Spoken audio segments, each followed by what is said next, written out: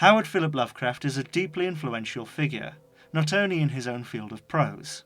His influences are tangible in video games, TV, and in the medium we're looking at here, film.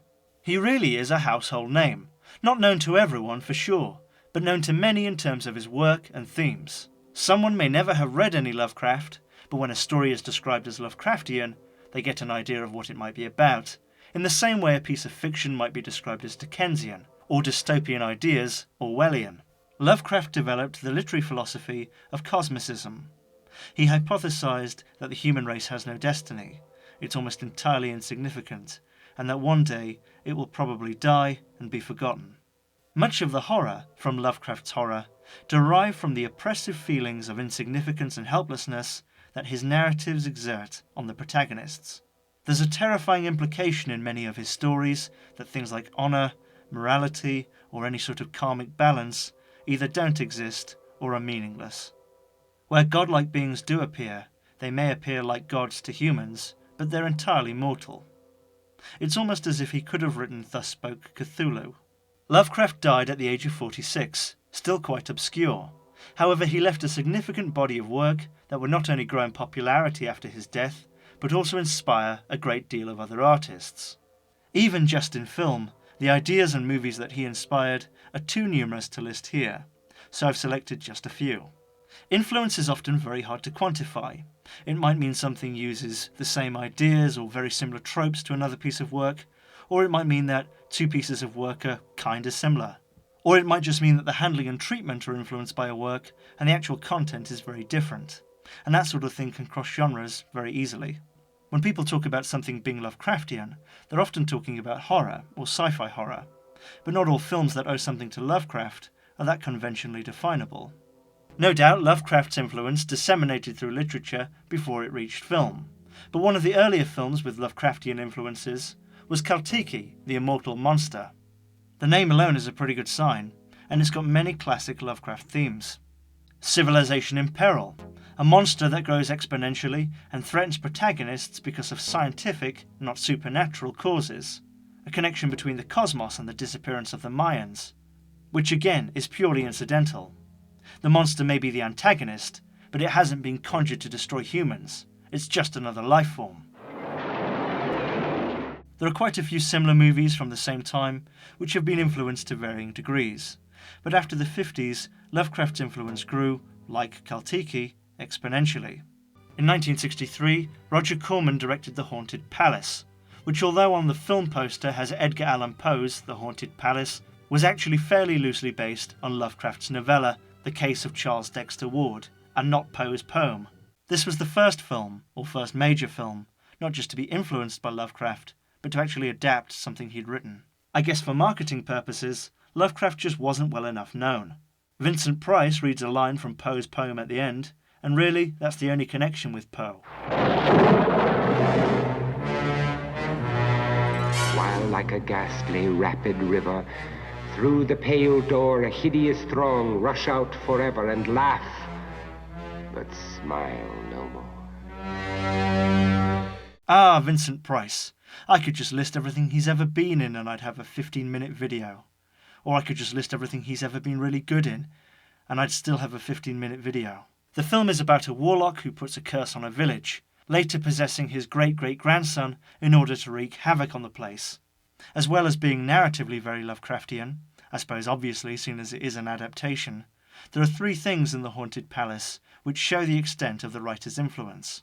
Firstly, the town in the film is named Arkham, an invention of Lovecraft that recurs in much of his work, and the work of others who use the Cthulhu mythos. That's essentially works which aren't necessarily by Lovecraft, but are set in the same universe. Cthulhu is in this film, or, as is often with Lovecraft, he's alluded to. Cthulhu has an anthropoid outline with an octopus-like head and wings on his back. He stands hundreds of meters tall, and to look at him is to go mad. Also, the Necronomicon. It was thought, Mr. Ward, that he had gained possession of a book called the NECRONOMICON.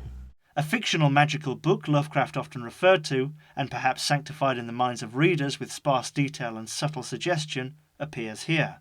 Now, Arkham, as the name of a fictional place, has been used many times by many different people as a nod to Lovecraft. Outside of Lovecraft, Arkham is perhaps best known now as the location of the insane asylum in the DC universe, and it was picked by Jack C. Harris and Dennis O'Neil specifically as a reference. The legacy of Cthulhu as both a character and concept is incredibly far-reaching. You could say the real horror of Cthulhu is in the idea, not necessarily the monster itself, and often films about or featuring Cthulhu never really make any attempt to depict him. Recently there's The Littlest Cthulhist, a short from 2015, Call Girl of Cthulhu, Cthulhu's Witnesses, Apocalypse Now Cthulhu, The Last Lovecraft, Relic of Cthulhu, Casting Call of Cthulhu, Cthulhu from 2007, Call of Cthulhu, Cthulhu from 2001. Those are just some of the recent films with Cthulhu in the title, not necessarily where Cthulhu appears or where he's referenced.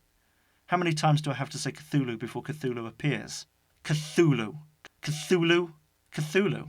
Cthulhu, or his name, or the idea of him, also appears in Dagon from 2001, and the VALDEMAR Legacy 2, The Forbidden Shadow. 1970's The Dunwich Horror is based on Lovecraft's 1928 book of the same name, and that mentions Cthulhu. That film also features the Necronomicon. Lots do. The Evil Dead series has a book named Necronomicon Ex Mortis at its centre. It appears in the Friday the 13th series, and there's even a film, Necronomicon Book of the Dead. One of my own favourite artists was so inspired by Lovecraft, he even took the name for his own art book. H.R. Giger's Necronomicon is filled with highly detailed work of a nightmare world, much of it clearly showing the kind of designs and influences that Giger used in his design of the xenomorph in Alien. And there are so many films which don't feature any of these things, but still owe a lot to Lovecraft. RE-ANIMATOR and Gone Beyond, both directed by Stuart Gordon in 1985 and 1986 respectively, deal with reanimating the dead and alternate dimensions. Who's going to believe a talking head? Get a job in a sideshow. There's The Curse from 1987, Lurking Fear, Resurrected, directed by Dan O'Bannon. Dan O'Bannon. I said Steve O'Bannon on my Giga video and I still haven't forgiven myself. Resurrected aimed, in its initial cut, to be quite faithful to the novella, The Case of Charles Dexter Ward, the same novella that The Haunted Palace is based on. John Carpenter was influenced by Lovecraft, which can perhaps be seen in elements of The Thing, but is even clearer in The Mouth of Madness, which clearly references Lovecraft's work. It's about a writer whose work can turn people mad, and about going mad.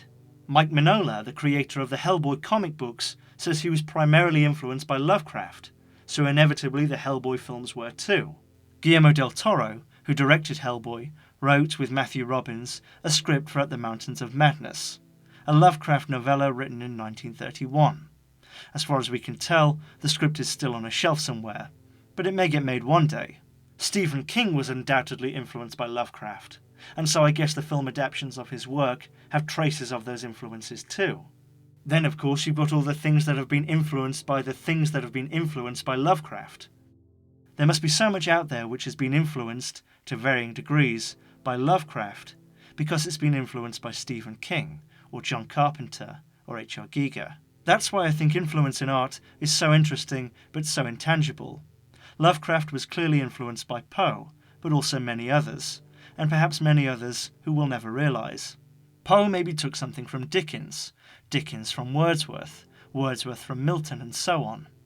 What I'm really saying is that in 1,000 years, maybe there'll be a little bit of Cthulhu, or maybe a lot, spread across fiction in one guise or another. Thanks for watching. Join me next time where I'll discuss what makes a good film opening, looking at the first 2 or 3 minutes of films such as Once Upon a Time in the West, Soylent Green, A Clockwork Orange, Life of Brian, The Revenant, and more. I'd love to know if you have a favourite film inspired by Lovecraft, or based on one of his works. Don't forget to like and subscribe, it really helps me out, and I'll see you next time. Charles, are you sure you're all right?